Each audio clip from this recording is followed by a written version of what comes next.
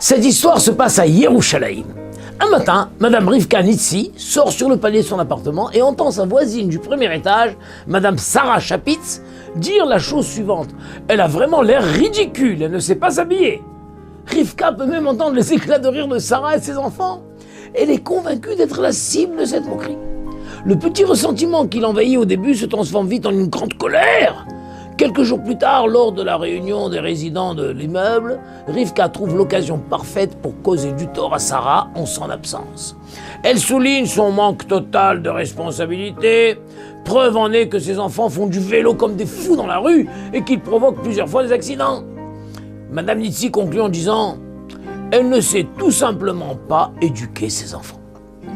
Lorsque Madame Chapitz est informée des propos de sa voisine, elle ne se gêne pas pour lui rendre l'appareil. Elle se met à dire autour d'elle « Que faire ?» Madame Nitsi n'est pas assez à cheval sur la tsniout de ses filles, et ce n'est pas à prendre à la légère. Le moment de les marier arrivera bien vite et elle en paiera le prix. Madame Nitsi riposte alors par une guerre ouverte. Et comme dans toute guerre, les tirs fusent de tous les côtés sans interruption. Cette partie de bras de fer dure 7 ans. L'une blessant l'autre et l'autre lui rendant la monnaie de sa pièce. Leurs maris ont bien tenté de calmer la situation et de les réconcilier.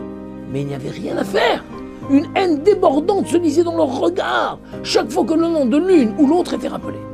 Cette histoire s'est répandue dans tout le quartier, puis dans toute la ville.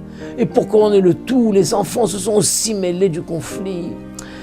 Tout le monde avait fini par désespérer de voir la situation s'arranger, même les rabbinim du quartier.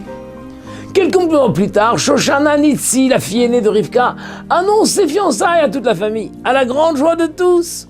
Lorsque l'une des amies de la famille, Madame Fitoussi, reçoit la carte d'invitation, elle saisit de saisir cette occasion pour tenter de mettre un terme au conflit entre les deux familles. Madame Fitoussi part donc chez Madame Nitsi et lui dit « Ma chère Rivka, je suis tellement heureuse pour toi que tu maries ta fille aînée, Shoshana, Mazel Tov. Mais je n'arrive pas à te comprendre. À cause de cette dispute avec la famille Chapitz, je suis inquiète pour Shoshana. Elle risque de reproduire les mêmes relations de voisinage.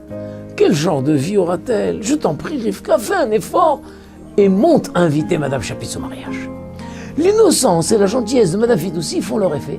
Rivka se dit « C'est vrai, peut-être que je n'ai pas été à la hauteur dans l'éducation de mes enfants. » Rivka rassemble alors tout son courage et frappe à la porte de sa voisine, tenant la carte d'invitation à la main. Sarah Chapitz ouvre la porte et regarde Rivka d'un air glacial en lui disant « Qu'est-ce que tu veux ?» Rivka répond « Sarah, ça suffit. Je suis venu te demander pardon et mettre un terme à ce terrible conflit entre nous. Si Dieu veut bien, je voudrais t'inviter au mariage de ma fille Shoshana. » Émue et surprise par les paroles de Rivka, Sarah accepte enfin de faire la paix. Elle lui dit « Je suis contente que cette guerre soit enfin derrière nous. Pour le mariage de ta fille, j'aurais tellement voulu venir, mais j'ai un examen médical important à faire ce même soir. Je suis vraiment désolé. » Rivka lui répond « Alors repousse-le, je t'en prie, nous avons fait un grand crime Hashem pendant 7 ans.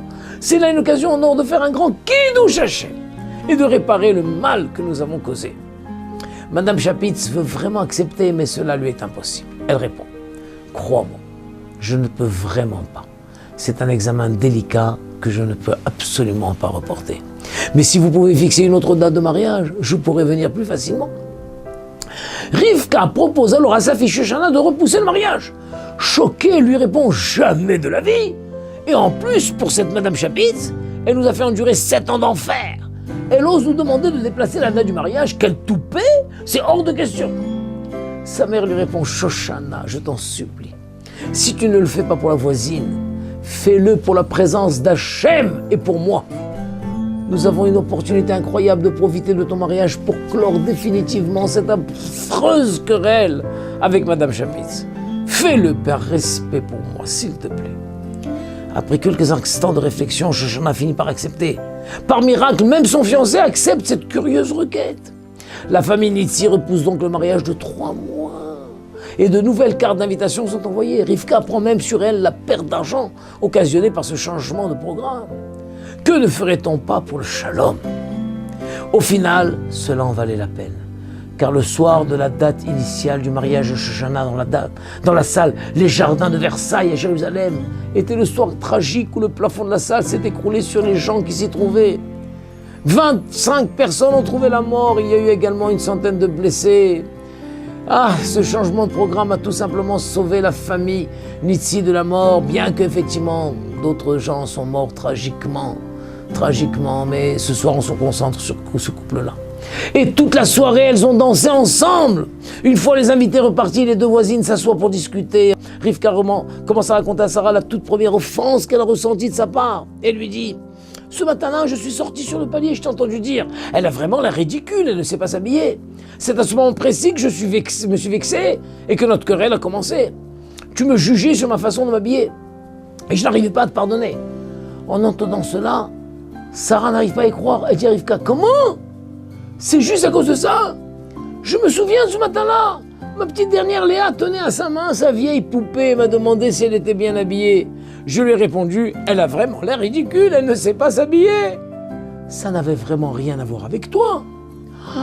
Quelques jours plus tard, des dizaines d'annonces ont été collées au bas de chaque immeuble du quartier. On pouvait lire: des cours seront prochainement organisés chez Madame Chapitz sur le thème des mots innocents qui peuvent parfois blesser.